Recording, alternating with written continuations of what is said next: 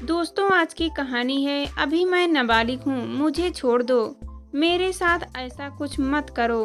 कहानी पसंद आए तो वीडियो को लाइक एवं सब्सक्राइब जरूर करना। अम्मी ने साहिल को लेकर बहुत सारे ख्वाब देखे थे। जब साहिल 8 साल का था तब उसके अब्बा अब्बन मियाँ का इंतकाल हो गया था। साहिल की अम्मी पर तो जैसे बिजली गिर गई थी। साहिल आज काफी मसरूफ था। सुबह से उठकर वह जयपुर जाने की तैयारी में लगा था।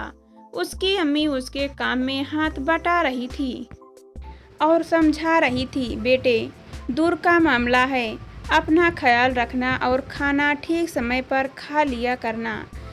साहिल अपनी अम्मी की बातें सुनकर मुस्कुराता हुआ कहता, हाँ अम्मी, मैं अपना पूरा ख्याल रखूँगा और खाना भी ठीक समय पर खा लिया करूँगा। वैसे भी अम्मी, अब मैं बड़ा हो गया हूँ और मुझे अपना ख्याल रखना आता है। साहिल को इंटरव्यू देने जयपुर जाना था। उसके दिल में जयपुर घूमने की चाहत थी, इसलिए वह 10-15 दिन जयपुर में रहना चाहता था। सारा सामान पैक करके साहिल अपनी अम्मी से विदा लेकर चल पड़ा। अम्मी ने साहिल को लेकर बहुत सारे ख्वाब देखे थे। जब साहिल 8 साल का था तब उसके अब्बा अब्बन मियाँ का इंतकाल हो गया था। साहिल की अम्मी पर तो जैसे बिजली गिर गई थी। उनके दिल में जीने की कोई तमन्ना ही नहीं थी, लेकिन साहिल को देखकर वो ऐसा न कर सकी। अम्मी ने साहिल की अच्छी परवरिश को ही अपना मकसद बना लिया था। इसी वजह से साहिल को कभी अपने अब्बा की कमी महसूस नहीं हुई थी। तभी तो साहिल ने अपनी अम्मी की इच्छाओं को पूरा करने के लिए एमए कर लिया था और वह नौकरी के सिलसिले में इंटरव्यू देने जयपुर जा रहा था। साहिल को विदा करके उसकी अम्मी घर का दरवाज़ा बंद कर घर के कामों में मसरूफ़ हो गई। उधर साहिल भी अपने शहर के बस स्टैंड पर पहुंच गया। जयपुर जाने वाली बस आई तो साहिल ने बस में चढ़कर टिकट लिया और एक सीट पर बैठ गया। साहिल की आंखों से उसका शहर ओझल हो रहा था, पर उसकी आंखों में अम्मी का चेहरा रह रह कर सामने आ रहा था। अम्मी ने साहिल को काफ़ी मेहनत से पढ़ाया लिखाया था, इसलिए साहिल ने भी इंटरव्यू के लिए बहुत अच्छी तैयारी की थी। बस के चलते चलते रात हो गई थी। ज़्यादातर सवारियां सो रही थी। जो मुसाफिर बचे थे वे ऊँघ रहे थे। रात के अंधेरे को रोशनी से चीरती हुई बस आगे बढ़ी जा रही थी। एक जगह जंगल में रास्ता बंद था।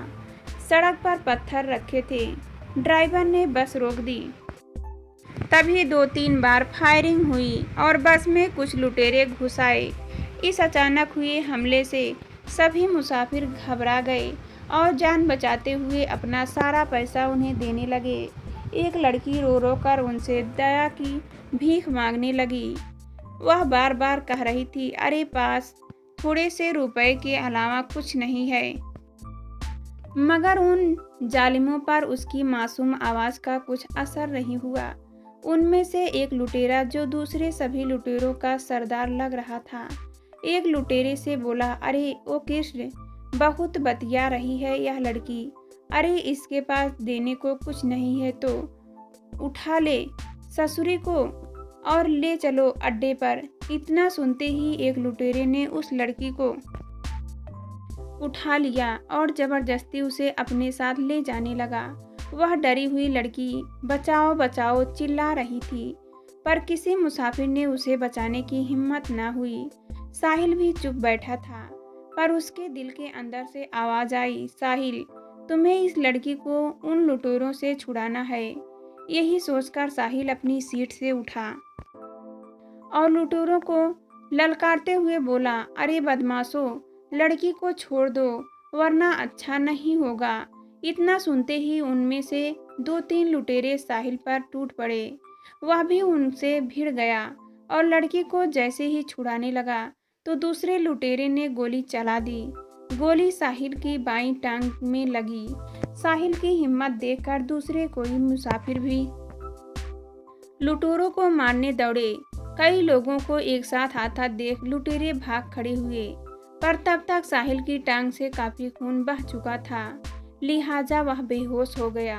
ड्राइवर ने बस तेजी से चलाकर जल्दी से साहिल को एक अस्पताल में पहुंचा दिया। सभी मुसाफिर तो साहिल को भर्ती कराकर चले गए, पर वह लड़की वहीं रुक गई। ड्राइवर ने जल्दी ही साहिल की मरहम पट्टी कर दी। कुछ देर बाद जब साहिल को होश आया तो सामने वही लड़की खड़ी थी। साहिल को होश में आता देखकर वह लड़की बहुत खुश हुई। साहिल ने उसे देख राहत की सांस ली कि लड़की बच गई, पर अचानक इंटरव्यू का ध्यान आते ही उसके मुंह से निकला, अब मैं जयपुर नहीं पहुंच सकता, मेरे इंटरव्यू का क्या होगा। लड़की उसकी बात सुनकर बोली, क्या आप जयपुर में इंटरव्यू देने जा रहे थे? मेरी वजह से आपकी ये हालत हो गई। मैं आपसे माफ़ी चाहती हूँ, मुझे माफ़ कर दीजिए। अरे नहीं, यह आप क्या कह रही हैं? आपने मेरी बात का गलत मतलब निकाल लिया। अगर मैं आपको बचाने ना आता तो पता नहीं मैं अपने आप को माफ़ कर भी पाता या नहीं। खैर छोड़िए यह सब। अच्छा यह बताइए कि आप यहाँ क्यों रुक गई? मुझे लगता है कि सभी मुसाफिर चले गए हैं। लड़की ने कहा, जी हाँ, सभी मुसाफिर रात को ही चले गए थे। आपके पास भी तो किसी को होना चाहिए था। अपनी जान की परवाह किए बिना आपने मेरी जान बचाई। ऐसे में मेरा फर्ज बनता था कि मैं आपके पास रुकूं। मैं आपकी हमेशा एहसासमंद रहूंगी। यह तो मेरा फर्ज था जो मैंने पूरा किया। अच्छा यह बताइए कि आप कल जयपुर जा रही थी या कहीं और? इतना सुनते ही लड़की के आंखों में आंसू आ गए। वह बोली, आपने मेरी जान बचाई है, इसलिए मैं आपसे कुछ नहीं छिपाऊंगी। मेरा नाम आरती है। मेरे पैदा होने के कुछ साल बाद ही पिताजी चल बसे थे। माँ ने ही मुझे पाला है। मेरे ताऊजी माँ को तंग करते थे। हमारे हिस्से की ज़मीन पर उन्होंने कब्जा कर लिया। उन्होंने मेरी माँ से धोखे में कोरे कागज़ पर अंगूठा लगवा लिया और हमारी ज़मीन उनके नाम हो गई। 1 महीने पहले माँ भी मुझे छोड़कर चल बसी। मेरे ताऊजी मुझे बहुत तंग करते थे। उनके इस रवैया से तंग आकर मैं भाग निकली और उसी बस में आकर बैठ गई जो बस जयपुर जा रही थी। मैंने 12वीं तक की पढ़ाई की है। सोचा था कि कहीं जाकर नौकरी कर लूँगी। यह कहकर आरती चुप हो गई। साहिल को आरती की कहानी सुनकर अफसोस हुआ। कुछ देर बाद आरती बोली, अब आपको होश आ गया है। 2-4 दिन में आप बिल्कुल ठीक हो जाएंगे। अच्छा तो अब मैं चलती हूँ, साहिल ने कहा। पर कहाँ जाएगी आप? अभी तो आपने बताया कि अब आपका ना कोई घर है ना कोई ठिकाना। ऐसे में आप अकेली लड़की, बड़े शहर में नौकरी मिलना इतना आसान नहीं होता। वैसे मेरा नाम साहिल है। मजहब से मैं मुसलमान हूँ, पर अगर आप हमारे घर मेरी छोटी बहन बनकर रहे तो मुझे बहुत खुशी होगी। लेकिन आप तो मुसलमान हैं, आरती ने कहा। साहिल ने कहा, मुसलमान होने के नाते ही मेरा यह फर्ज बनता है कि मैं किसी बेसहारा लड़की की मदद करूं। मुझे हिंदू बहन बनाने में कोई परहेज नहीं। अगर आप तैयार हो तो। आरती ने साहिल के पैर पकड़ लिए। भैया आप सचमुच महान हैं। अरे आरती, यह सब छोड़ो, अब हम अपने घर चलेंगे। अम्मी तो मुझे देखकर बहुत खुश होगी। 1 हफ्ते बाद साहिल ठीक हो गया। डॉक्टर ने उसे छुट्टी दे दी। साहिल आरती को लेकर अपने घर पहुंचा। दरवाज़ा खटखटाते हुए उसने आवाज़ लगाई तो उसकी अम्मी ने दरवाज़ा खोला। साहिल को देखकर वे चौंकी। अरे साहिल, सब खैरियत तो है ना? तू इतनी जल्दी कैसे आ गया? तू तो 15 दिन के लिए जयपुर गया था। क्या बात है? अरे अम्मी, अंदर तो आने दो। हाँ हाँ, अंदर आ। साहिल जैसे ही लंगड़ाते हुए अंदर आया तो उसकी अम्मी को और धक्का लगा। अरे साहिल, तू लंगड़ा क्यों रहा है? जल्दी बता। साहिल ने कहा, सब बताता हूँ अम्मी, पहले मैं तुम्हें एक मेहमान से मिलवाता हूँ, कहकर साहिल ने आरती को आवाज़ दी। आरती दबी सहमी सी अंदर आई। खूबसूरत लड़की को देखकर साहिल की अम्मी का दिल खुश हो गया, पर अगले ही पल अपने को संभालते हुए वे बोली, साहिल ये कौन है? कहीं तूने? अरे नहीं अम्मी, आप गलत समझ रही हैं। अपनी अम्मी से साहिल ने जयपुर सफ़र की सारी बातें बता दी।